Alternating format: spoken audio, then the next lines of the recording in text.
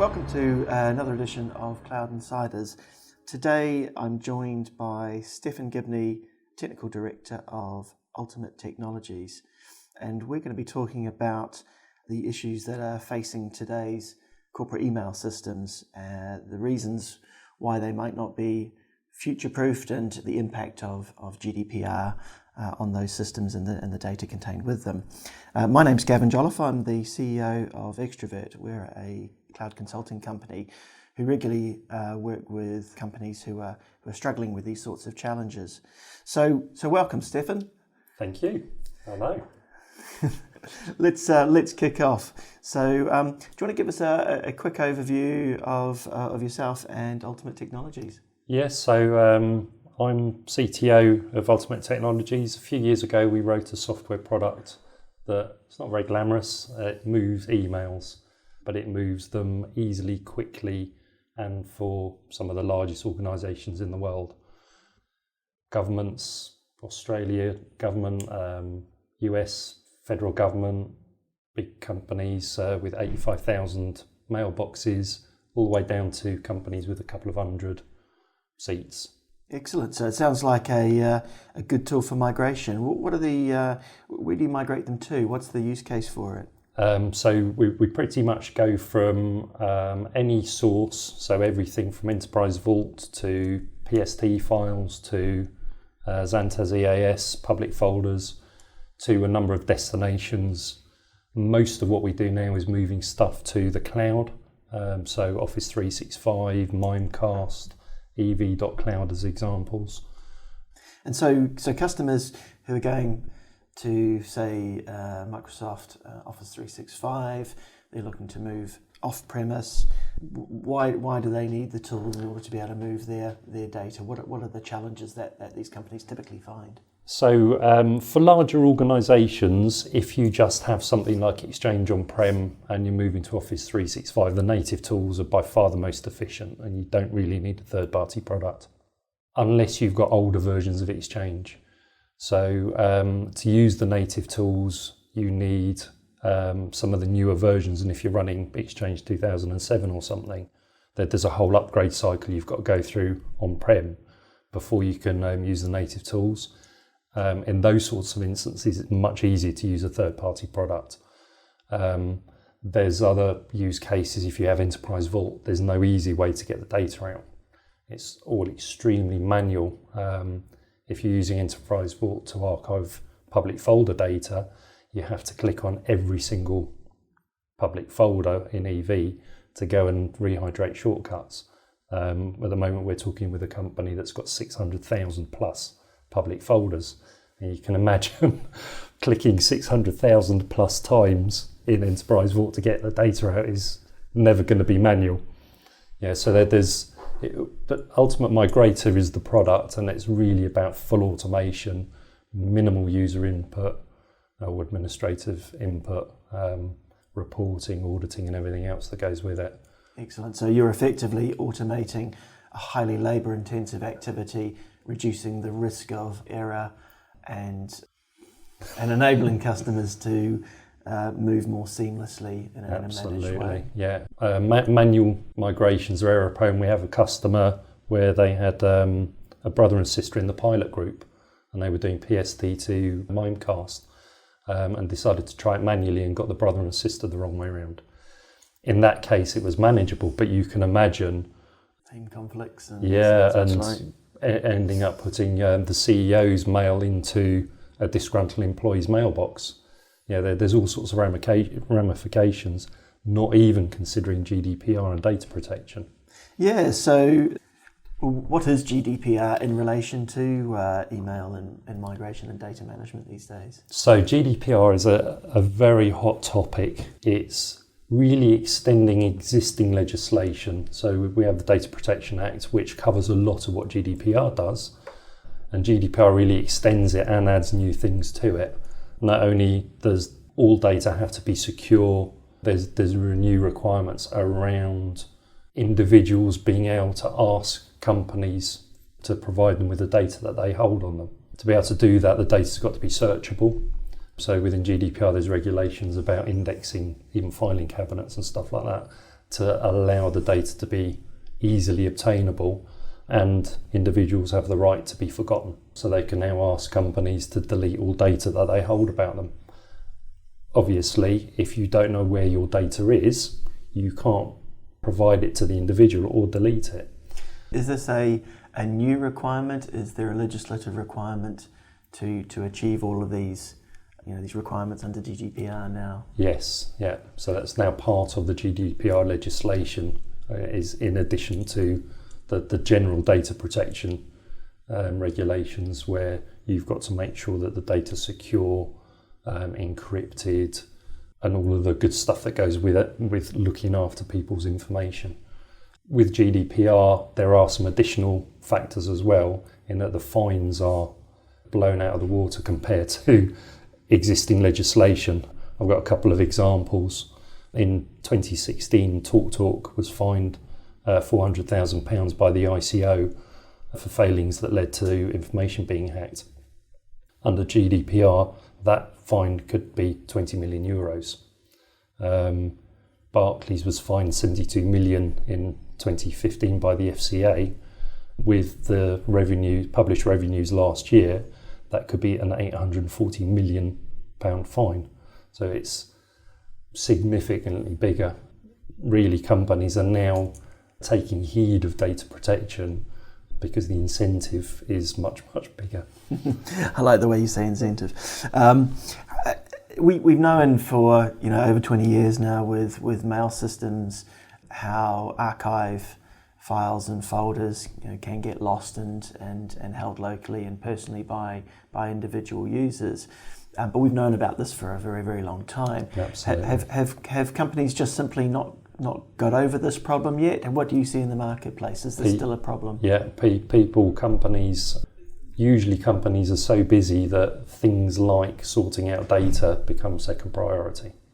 And I think GDPR has been a catalyst in some instances now to get people to actually think about the data.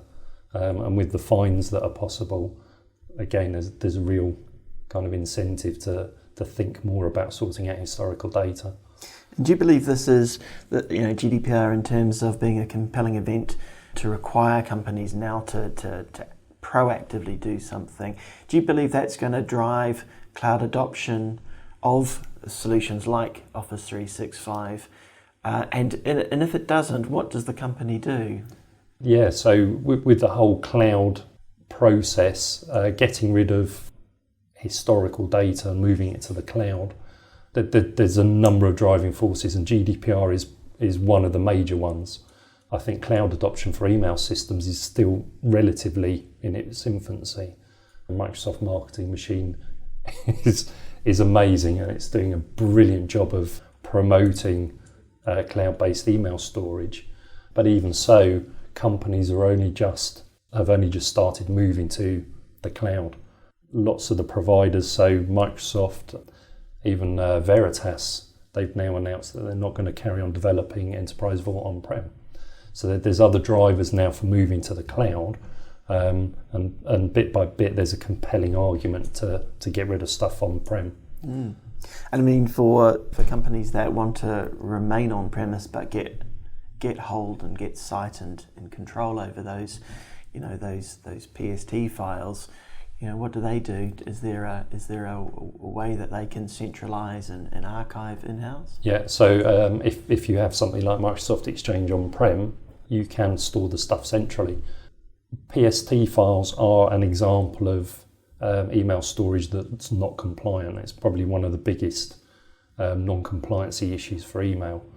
PST files, even if you password protect them, you can download tools that will show you the content.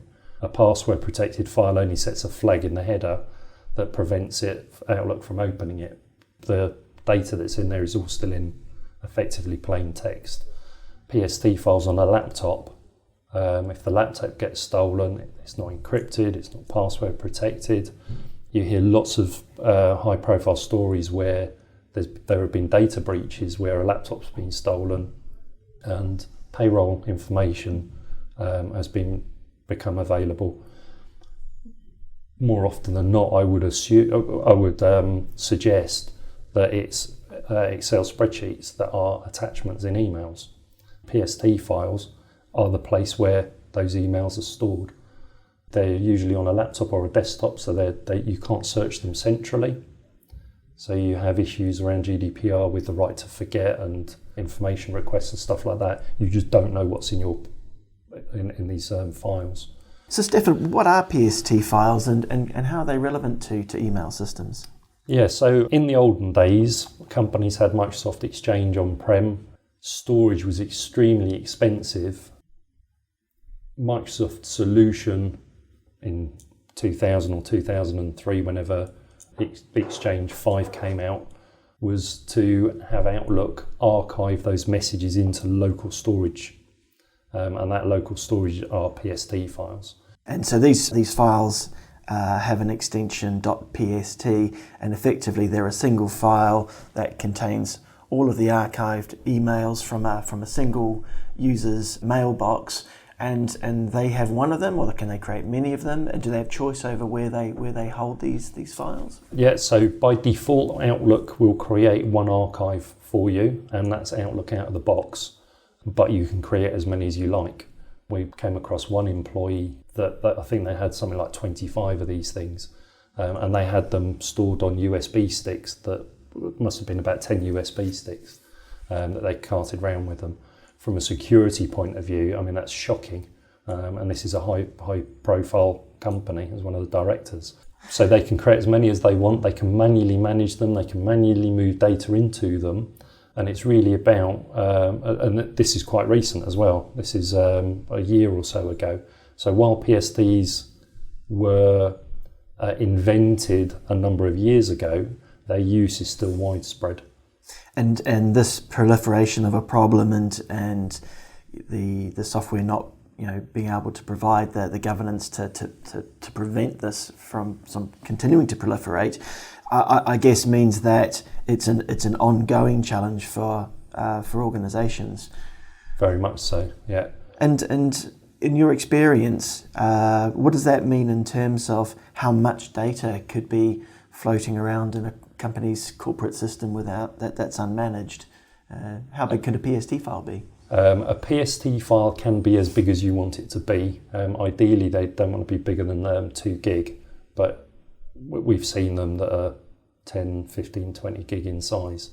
There are issues around having big PST files because they can become corrupt.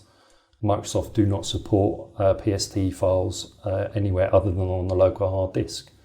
Lots of companies set up profile directories on the file and print servers, and opening them across even a LAN connection can cause corruptions.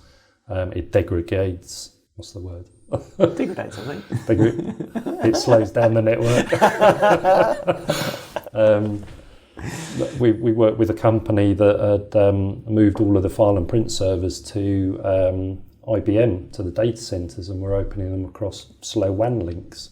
The margin for corrupt data was just phenomenal, not to mention the speed of access of this stuff. And I presume this creates a challenge when companies are trying to migrate this data either into a centralised system or into a cloud. Absolutely. We recently had a customer in the US where they had 36,000 PST files spread across 5 data centres. The majority of them were on file servers, but we ended up scanning every single workstation on a laptop and everything else to try and find these things, and migrated the whole lot to Office 365 for them. Amazing.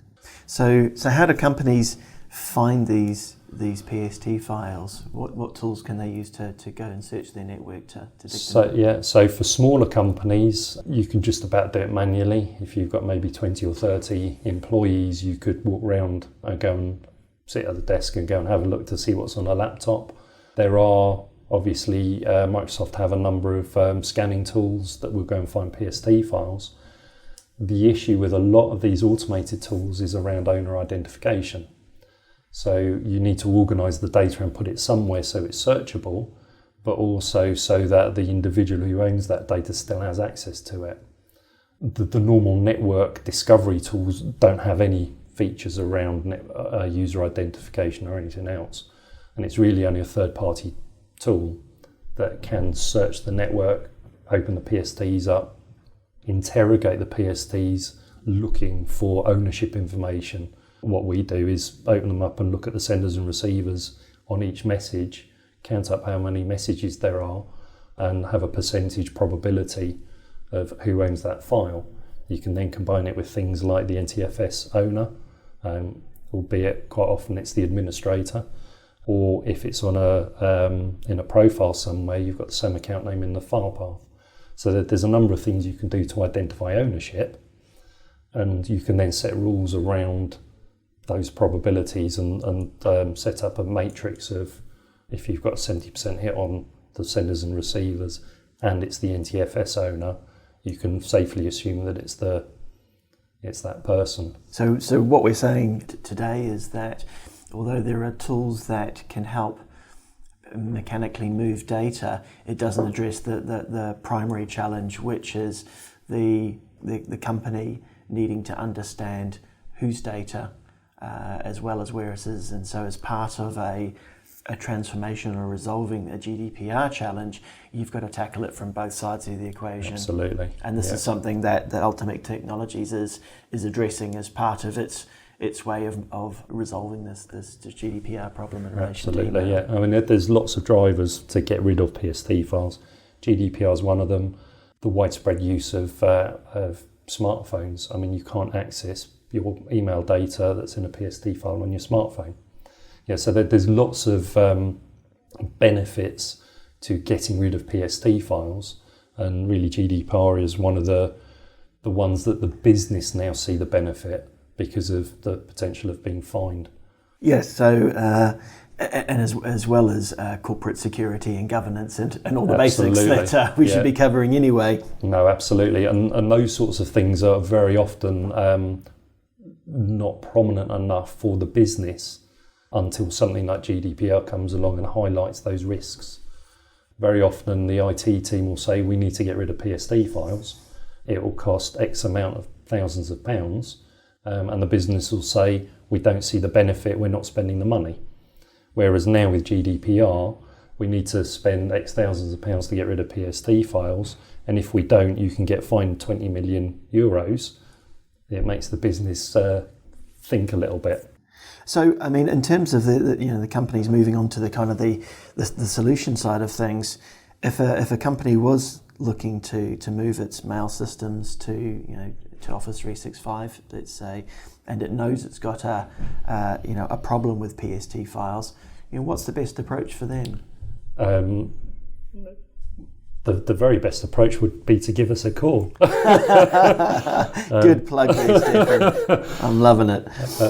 In terms of a project approach and methodology, how what have you sort of seen, and how have you worked with customers to help them sort of get from A to B? So it very much depends on the size of the company. We did an insurance investment company where they had, I think it was about 30 or 40 offices, but they're a global organisation, and they decided they wanted floor walkers at the point of migration to help people understand where their data was. That's one end of the scale. At the other end of the scale, they'll just use the software, schedule it at night. We automate the sending out of notification emails, for example, and they were quite happy just to have the users come in the morning with an email saying, this is where your archive data is. So it really depends on the organisation, the IT ability of their employees, how tech savvy they are, how much hand-holding they need as to how they run the project. From our point of view, we're happy to license the software as a software license with a couple of days consultancy to help set it up and guide them through the process, or we can fully manage the whole shooting match. Absolutely, and obviously we've worked in the past a number of times, and from an extrovert point of view, assisting customers on what can be quite a tricky journey if they've never done it before. Requires good methodology, good approach, good planning and groundwork. Yep. Because obviously, as you're going through that process, and as you say, with a very large company, that process can take potentially many months. They're still proliferating the problem as they're going through Absolutely. that. So how do you keep them lockstepped, and how do you keep the business from running seamlessly whilst you're going through that process? Yeah. So Once our software is installed and configured, it continually discovers PSD files. So we're continually trawling for the data. If a PSD gets deleted before we've migrated it, we'll have spotted it and marked it as a potential file that won't be migrated, and there's reporting built in.